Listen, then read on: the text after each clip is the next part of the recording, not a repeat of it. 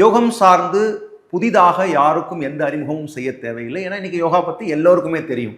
எல்லாரும் யோகா சார்ந்து சொல்வதற்கு 1 அல்லது 2 விஷயங்களாக வச்சுருக்காங்க. ஆனால் யோகா பயிற்சி செய்யக்கூடிய நபர்கள் அப்படின்னு பார்த்தா 100ல் ஒரு 20 பேரோ 15 பேரோ தான் இருப்பாங்க. இதுதான் இன்னைக்கு உலகம் புறம் இருக்கக்கூடிய ட்ரெண்ட்.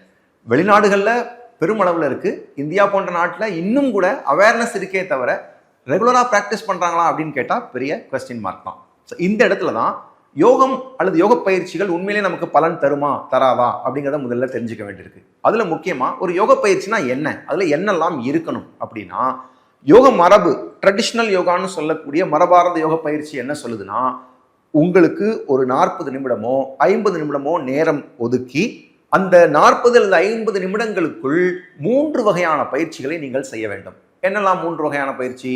முதல் பயிற்சி உடம்புக்கான ஆசன பயிற்சிகள் உங்களுடைய அன்றாடத்தில் இருக்கணும்.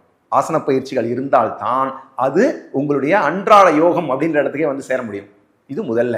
சரி, ஆசனா பண்ணியாச்சு, உடம்புலாம் நல்லா ரிலாக்ஸ் ஆகிடுச்சு, நல்ல ஸ்ட்ரெச் கிடச்சிது, நல்லா இருந்தது எனக்கு அப்படின்னா அது மட்டும் போதுமா அப்படின்னா யோக மரபு அது மட்டும் போதாது அப்படின்னு சொல்லுது. ஆசன பயிற்சிகள் முடித்த ஒருவர் பிராணாயாமம்னு சொல்லக்கூடிய மூச்சு சார்ந்த மூச்சு பயிற்சியை முறைப்படி கற்றுக்கொண்டு ஆசன பயிற்சிகளுக்கு பின் மூச்சு பயிற்சிகளை தொடர்ந்து செய்ய வேண்டும்.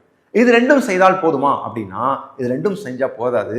இந்த 2 பயிற்சிகளின் மூலமாக உள்ளுக்குள்ள ஒரு ஆற்றல், ஒரு எனர்ஜி ஒன்று உண்டாயிருக்கும்ல, அதை சேகரித்து வைப்பதற்கும் தேவையான போது செலவு செய்வதற்கும் தேவையான ரிலாக்ஸேஷன் பிரத்யாகாரம்னு பேர் அந்த பயிற்சிக்கு. அப்போ ஒரு 40 நிமிடம் ஒருத்தருக்கு நேரம் இருக்கு அப்படின்னா அவர் வெறும் ஜிம்ல போய் நான் யோகா கத்துக்கிட்டேன், நான் யோகா பிராக்டிஸ் மட்டும் பண்றேன் அப்படின்னா அது போதாது. அதுல இந்த 3ம் இருக்கான்னு செக் பண்ண வேண்டியிருக்கு.